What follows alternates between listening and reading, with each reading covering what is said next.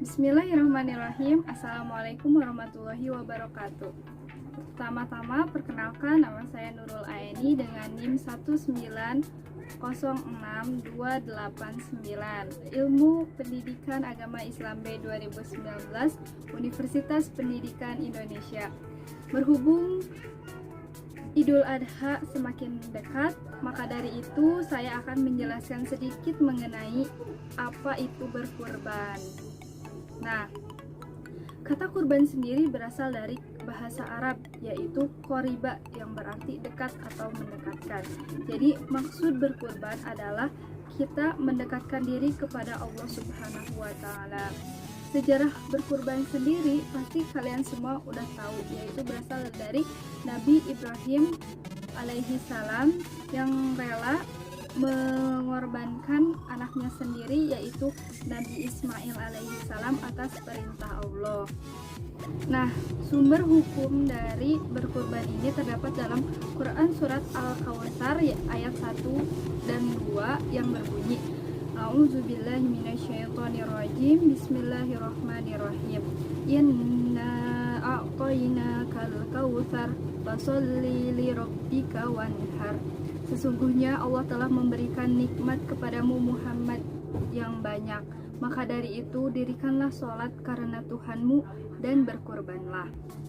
Nah, ditinjau dari hukum berkurban sendiri menurut 4 mazhab, yaitu yang pertama ada Imam Hanafi.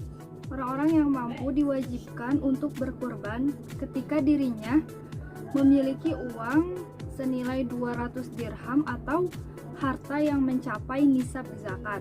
Yang kedua, menurut Imam Maliki. Menurut Imam Maliki adalah orang yang dianjurkan berkurban adalah jika ia yang mampu membeli hewan ternak dengan uang yang dikumpulkan atau yang didapatkannya dalam waktu 1 tahun. Ataupun Imam Maliki pun memperbolehkan berkurban dengan berhutang gitu. Tapi ingat, jika berhutang kita sudah tahu gitu, sudah memiliki ancang-ancang uang dari mana yang akan digunakan untuk membayar yang dihutang tersebut.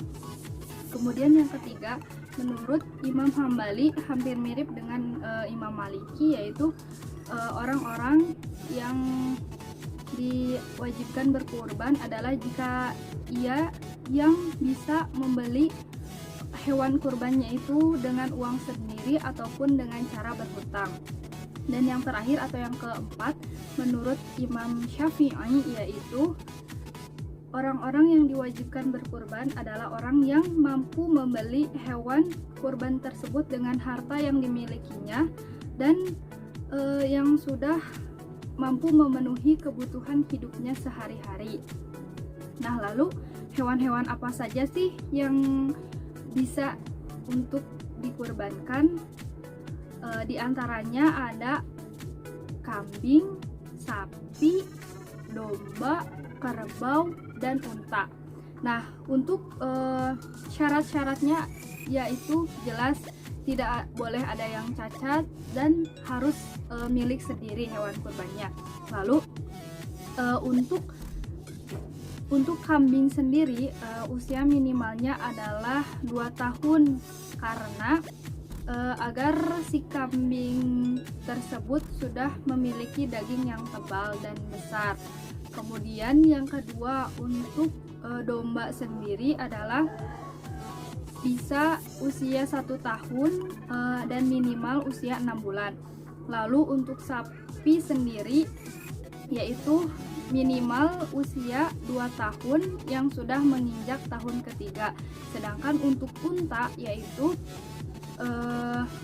yang minimal sudah berumur 5 tahun dan menginjak tahun ke-6. Nah, bagaimana sih tata cara berkurban sendiri itu? Yang pertama adalah dianjurkan untuk menyembelih hewan kurban itu sendiri, dan apabila tidak mampu maka bisa diwakilkan oleh orang lain. Yang kedua adalah menggunakan pisau yang tajam bertujuan untuk hewan agar cepat mati. Kemudian yang ketiga atau yang selanjutnya adalah membaringkan hewan di atas lambung kirinya dan menghadap kiblat. Selanjutnya adalah dengan menginjakkan kaki kita di leher hewan yang akan dikurbankan. Kemudian membacakan basmalah yang dilanjutkan takbir, yaitu Bismillahirrahmanirrahim, Allahu Akbar. Kemudian dianjurkan untuk disebutkan nama siapa yang nama orang yang berkurban. Lalu selanjutnya adalah memotong hewan kurban dengan syarat kerongkongan, tenggorokan, dan urat lehernya sudah terputus, maka itu sudah halal. Nah, setelah dipotong lehernya, maka tunggu dulu hingga benar-benar hewan itu mati. Nah, setelah benar-benar mati, maka baru boleh untuk dikuliti, kemudian dipotong dipotong seluruhnya kepalanya, ya begitu. Nah, kapan sih waktu terbaik untuk berkurban? Waktu terbaik untuk berkurban adalah setelah sholat Idul Adha, yaitu tanggal 10 Zulhijjah, kemudian tanggal 11 dan 12 Zulhijjah. Nah, untuk siapa sih yang berhak menerima hewan kurban tersebut? Yang jelas adalah orang yang berkurban dan keluarganya, kemudian kerabat, teman, tetangganya, dan yang paling penting adalah untuk fakir, orang yang fakir dan miskin. Hikmah yang dapat diambil dari berkurban ini yaitu setiap bulu dari hewan yang dikurbankan, maka satu kebaikan yang akan kita dapat. Nah, hikmah lain juga adalah untuk mengenang kisah Nabi Ibrahim alaihi salam. Kemudian berkurban ini juga merupakan ibadah yang paling dicintai oleh Allah. Mungkin cukup sekian yang dapat saya sampaikan. Mohon maaf apabila masih banyak kesalahan. Wassalamualaikum warahmatullahi wabarakatuh.